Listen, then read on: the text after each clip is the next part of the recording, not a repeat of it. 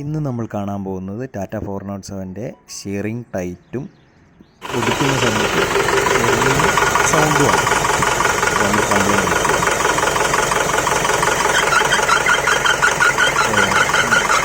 ഈ സ്റ്റിയറിംഗ് ഒടിക്കുന്ന സമയത്ത് അതായത് പവർ സ്റ്റിയറിംഗിൻ്റെ പമ്പിൻ്റെ പുള്ളിയും സ്ലോ ആകുന്നത് നമുക്ക് കാണാം.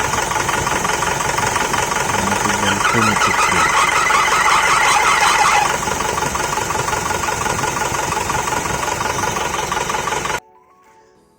ബെൽറ്റ് ചെക്ക് ചെയ്യുന്ന സമയത്ത് മെയിൻ ബെൽറ്റ് ലൂസാണ്. ആൾട്ടർനേറ്റർ, വാട്ടർ പമ്പ് പുള്ളിയും മെയിൻ പുള്ളിയും തമ്മിലുള്ള ബെൽറ്റ് ലൂസാണ്. അതേസമയം പവർ ഷെയറിങ്ങിൻ്റെ ബെൽറ്റ് കറക്റ്റ് ടൈറ്റുമാണ്. അതൊന്ന് അഡ്ജസ്റ്റ് ചെയ്ത് നോക്കാം. അഡ്ജസ്റ്റ് ചെയ്യാണ്.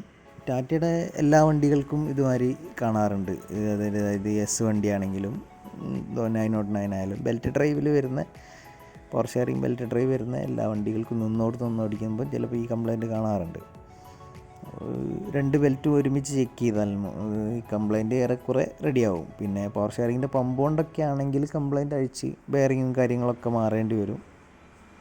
ഇപ്പോൾ മെയിൻ ബെൽറ്റ് ലൂസായിട്ട് ഇരുന്നിട്ടാണ് സൗണ്ട് കാണുന്നത്. നമുക്ക് ടൈറ്റ് ചെയ്തിട്ട് ചെക്ക് ചെയ്ത് നോക്കാം. ഇതുകൊണ്ട് തന്നെ ശരിയും ടൈറ്റും വരും. പമ്പിൻ്റെ വർക്കിംഗ് സ്ലോ ആകുമ്പോൾ ചെക്ക് ചെയ്യാം.